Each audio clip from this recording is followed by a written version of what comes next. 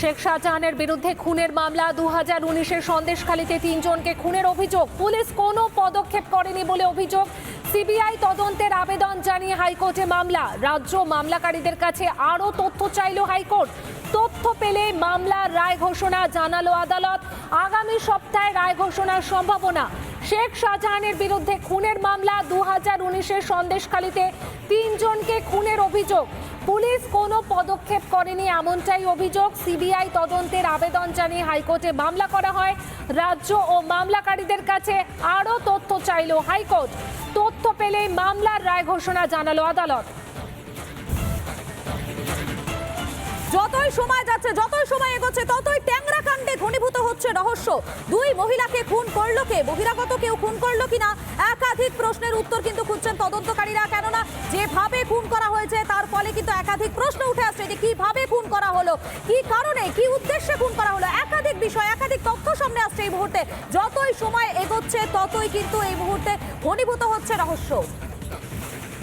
আমাদের সঙ্গে রয়েছেন আমাদের দুই প্রতিনিধি। একদিকে রয়েছেন ট্যাংরা থেকে সরাসরি রয়েছেন আমাদের প্রতিনিধি সৈকত রয়েছেন এবং সন্দেশখালী কাণ্ডে কলকাতা হাইকোর্টে জামিন চেয়ে মামলা করেছেন শেখ আলমগীর। বিচারপতি অরিজিৎ বন্দ্যোপাধ্যায় ডিভিশন বেঞ্চে মামলা দায়ের হয়েছে।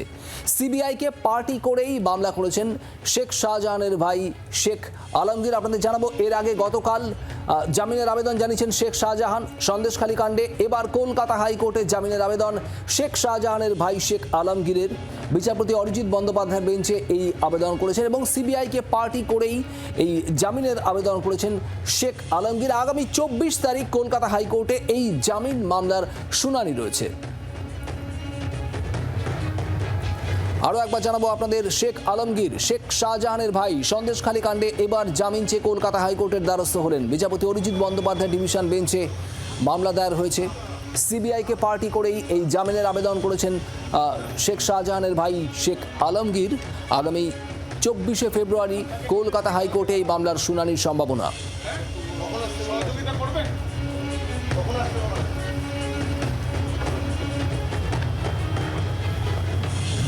শেখ শাহজাহানের গ্রেপ্তারের পিছনে রাজনৈতিক উদ্দেশ্য ছিল। কেন্দ্রের বিরোধী রাজনৈতিক দলের সদস্য হওয়াতে গ্রেপ্তার। অভিযোগের প্রভাব চরম প্রতিহিংসার ফসল। প্রায় 350 দিন হেফাজতে রয়েছে শেখ শাহজাহান। বাহিনীর ওপর হামলার ঘটনায় নাম জড়ানো অনুমান ভিত্তিক, মানুষজনকে প্ররোচিত করার তথ্য ঠিক নয়।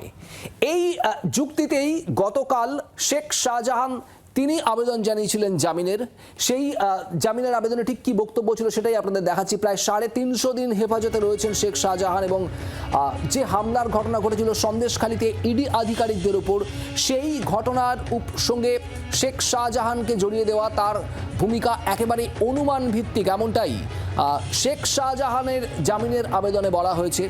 মানুষকে প্ররোচিত করেছিলেন শেখ শাহজাহান এমন অভিযোগ ছিল, সেই তথ্যও ঠিক নয় এমনটাও দাবি করা হয়েছে। গতকাল এই সমস্ত দাবি জানিয়েই জামিন চেয়ে আবেদন করেছিলেন সন্দেশখালীর শেখ শাহজাহান। আর এরপর আজ শেখ শাহজাহানের ভাই শেখ আলমগীর তিনিও কলকাতা হাইকোর্টের দ্বারস্থ জামিন চেয়ে।